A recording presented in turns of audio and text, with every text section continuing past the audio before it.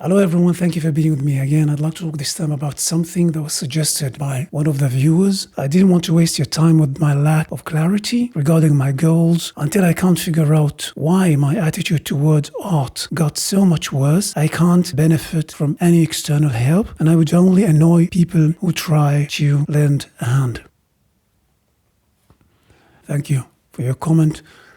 First of all, one of the most tragic and sad things that a person can experience or thing that I can witness is someone who has a genuine intention to make a change, a genuine intention to succeed, yet they are like a tiger in a cage. They are trapped. And I can understand that sometimes it leads to frustration and loss of hope, where you know that you can't rely on anyone to help, or as you said, you need to figure it out with yourself.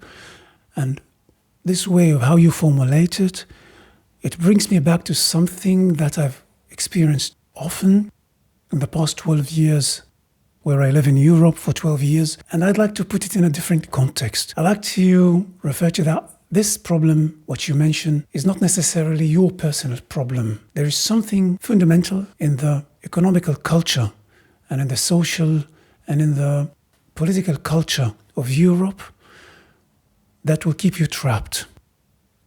I'm so lucky to come from somewhere else where the economy allowed genuine growth. The economy allowed people who are competent, people who are skilled to grow and to succeed.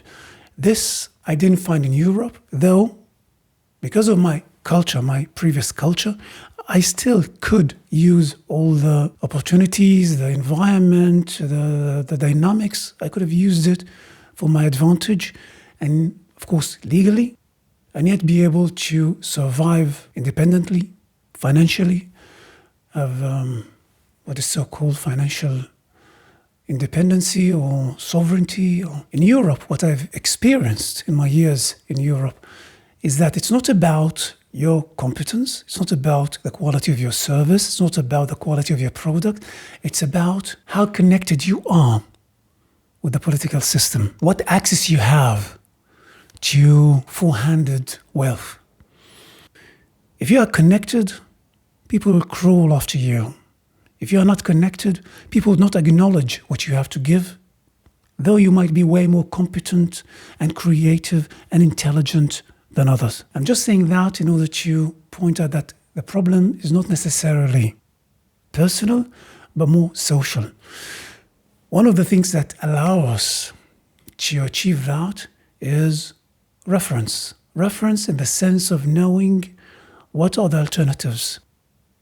You think about all the religious stories or the historical stories when you think about Jesus or Muhammad or Moses, who happen to experience what is so-called migration or multiculturalism, where they are the minority in their society, or they succeed to migrate to somewhere else. And in this context, in those biblical stories, those characters were poor. So they've been exposed to wealth and growth and success later. We have another story that also shows reference, the story of Buddha. He started on the other side. He started as a king or as a prince, and he could have never experienced enlightenment, what is so-called enlightenment, namely seeing the reference without leaving his kingdom behind, leaving his wealth behind, and moving into experiencing the other side of reality, where he is more poor, more exposed, more vulnerable. Now, those stories are showing us something that many Europeans hate to acknowledge, which is the idea of reference, the idea of knowing what is black and what is white, not making a prejudgment, not prejudices. Oh, migrants are so, let's be together in a racist group and think we are privileged, we are a victim. They're being privileged while thinking they are the victims. This is a mindset that is destroying Europe, and they think they are entitled. Oh, the refugees are taking our vacations and our luxury, but having the audacity to judge because they're losing their privileges. What happens is like this: with all their privileges, with all the wealth, with all the systematic support, when a refugee shows up, someone who's experienced wars, not a spoiled boy, someone who's... I know that this is painful and people would not want to hear it, but this is the truth that might solve such problems. Comes a refugee who's experienced wars, who's seen death.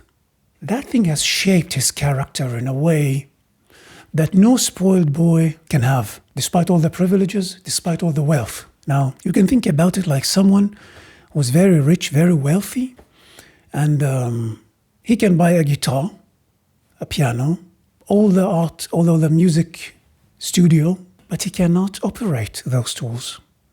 He wants only the validation and the admiration in the eyes of the audience, but because of being so numb and privileged, and on the side of the wealth, he would have needed to grow that survival needs to work on himself and on his character or on her character. Now, this wealthy boy that can buy the most expensive guitars, when he looks at a poor boy who doesn't have money to buy expensive guitars, but it happened that he has a very cheap guitar, but he plays and sings and improvises and knows genre and scales and notes and all the things that are necessary. That wealthy boy either will feel frustrated or will grow some anger and hatred. And instead of saying, oh, I need to work on myself and on my character, he says, those refugees that are playing guitar, they're raping women. No, before you are getting jealous that a European woman moves with a refugee, maybe she finds some different masculinity that you don't have. Maybe you need to work on yourself. I know that it's easier in order to avoid confrontation with your own pride and with your own ego that has been programmed because you're privileged. You don't know how privileged you are. You're just living in Europe. You have no idea how privileged you are because you have not seen a reference. You don't know what's really happening on the other side. You think you are a victim. And you get angry because when the real thing shows up, you're not the real thing. So you need to portray him as a rapist. And you need now to ignore all the pedophiles and all the rapists who happen to be Europeans. They will not show up in the news, though they are the majority. But if in one case of a refugee happens to have a relationship with a European woman, suddenly in the news, finding the ways to formulate and justify and to formulate it in ways why it is actually a rape. Why it should be considered as a rape. No, you need to take responsibility for your own destiny. There are no shortcuts. Now, here's the thing. Both lions look the same. The one in the jungle, the one in the wilderness, and the one in the cage, in the zoo. Both are lions. To the naked eye, they look very similar. The same lion. But you cannot compare the skills of the lion and the freedom of the lion of the wilderness, of the jungle, how he hunts, in which reality that lion lives. Independent, free, sovereign. And that situation, that survival state, forces that lion to have to sharpen his senses, to have to sharpen his abilities, to avoid danger, to detect opportunities. While the lion of the zoo, he's safe. He gets his food so easily, doesn't need to work for it. Now, if one day in a parallel reality where they bring a lion from the jungle and puts him in the zoo, he's full of scars. Those scars created a history and life and knowledge and a character. The lion of the zoo will look at him like this. Who's this? The lionesses of the zoo look like this. The lion of the zoo will get angry. He knows what he's missing, the real thing. However, no wealth, no social validation will convince the lion of the zoo that he's the real thing when the real lion of the wilderness shows up. Because that will be the mirror of the truth that he's trying to avoid and deny all his life. But there are no shortcuts. You want to be like that, you need to go free in the wilderness, sovereign, hunt on your own, sharpen your perception, sharpen your senses. There are no shortcuts here. It doesn't make a difference how much money you have. You can inherit wealth. You can inherit key positions. You can get best jobs. If you are not the real thing, you know that you are not the real thing. And you will never be satisfied. The problem will never be solved, regardless of how much guidance you have. We have here in Germany and in Europe psychologists that never worked in their lives. They just got a scholarship, an only child, has no brothers, no sisters, so he didn't grow in group dynamics. He got everything he needed in his life. He didn't work after school, and he got a scholarship, and he studied now psychology, and now he's a certificated, he's an acknowledged psychologist that is supposed to guide people and help them with their emotional and social issues. What judgment does this psychologist have? What does he know anything about anything? He never worked. He never had any challenges in group dynamics. He was in a protected environment, in a safe environment. How can this be an authority, a medical authority, an academic authority? This is Europe. It's a mess and nobody knows it.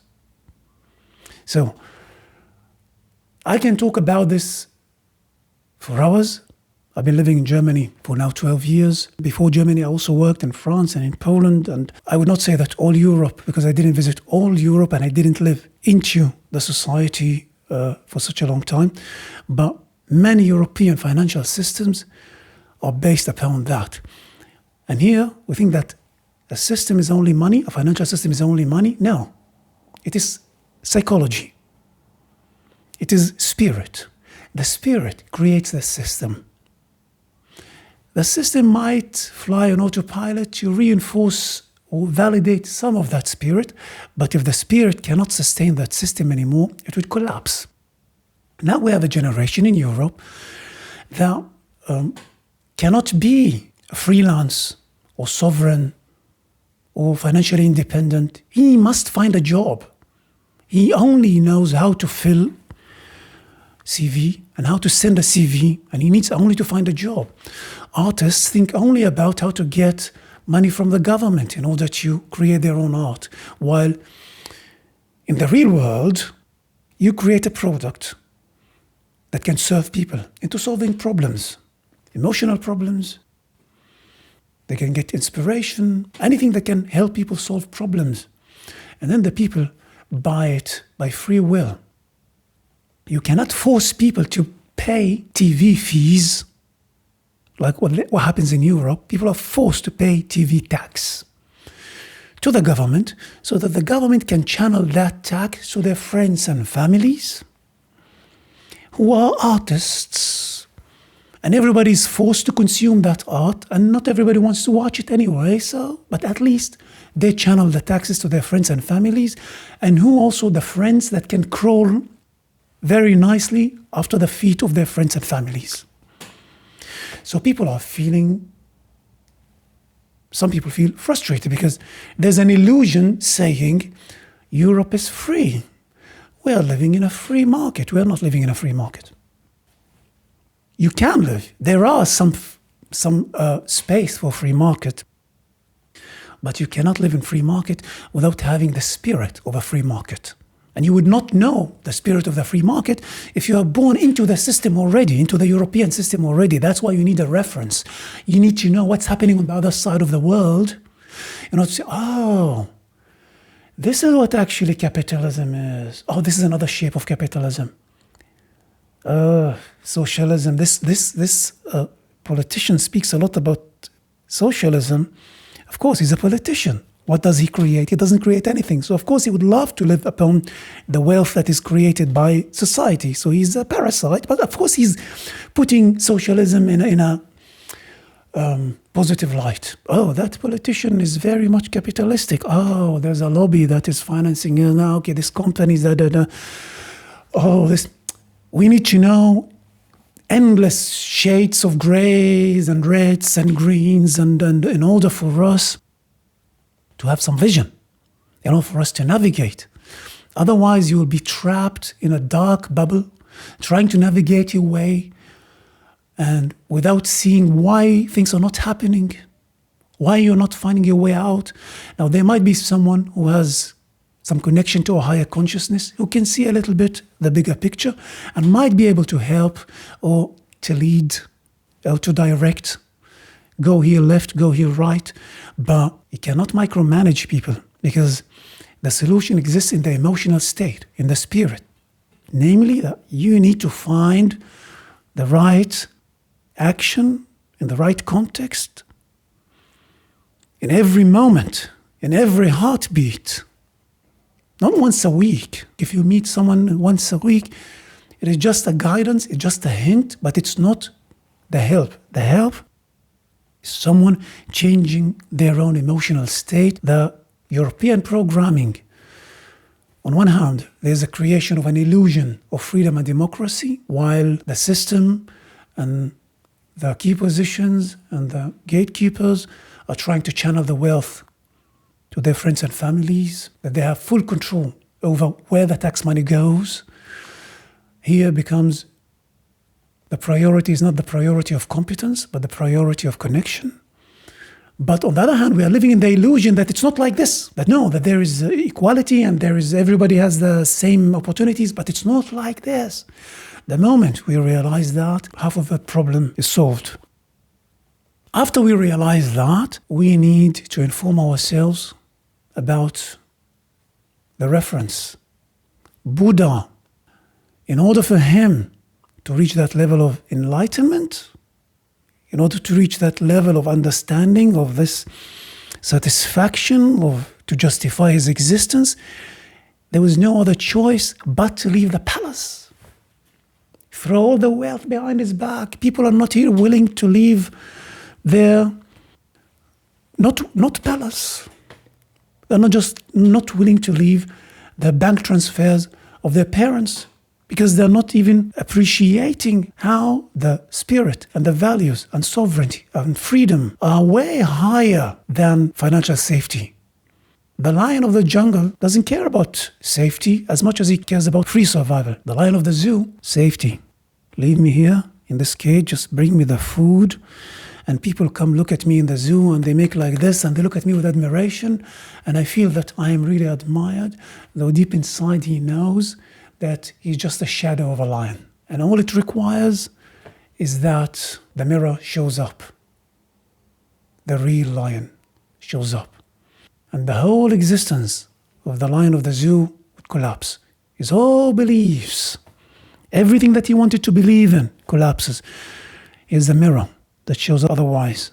So either we destroy the mirror and keep on living in denial in order to flatter our egos, or, which is what is happening now in Europe, too many spoiled people becoming on the right wing because they feel that they are victims of the universe.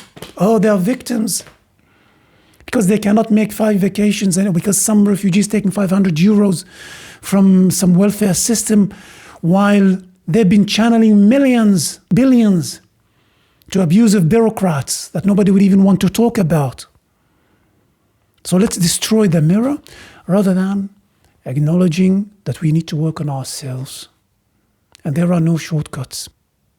And the salvation, the solution, cannot come from Europe. The Europeans have no idea how lost they are.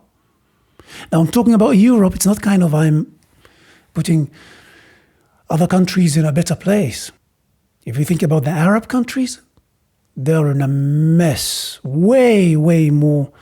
But I'm not talking about that now. I'm speaking in English to English speakers. You want your salvation? You need to find a reference.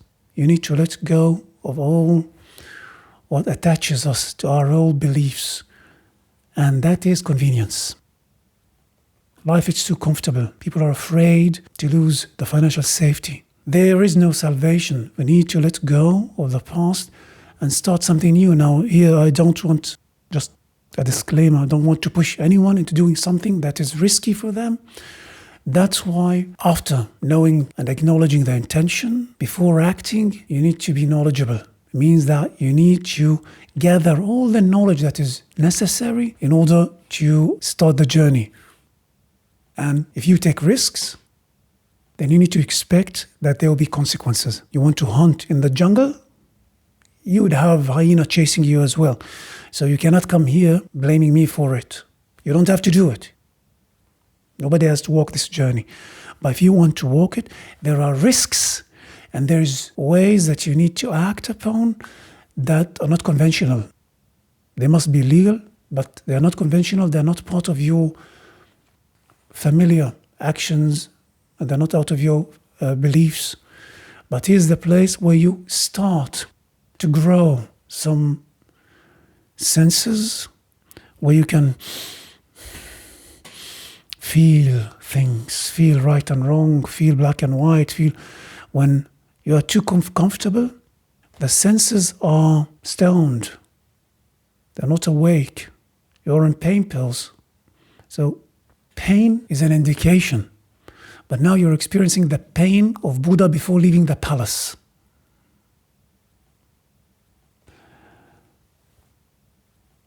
I hope I could help. Thank you everyone for staying with me. Thank you for writing this comment. I hope I was not too harsh, but I cannot help without saying the truth. Thank you everyone for staying with me. I'm Shredy Jabarin. Ciao.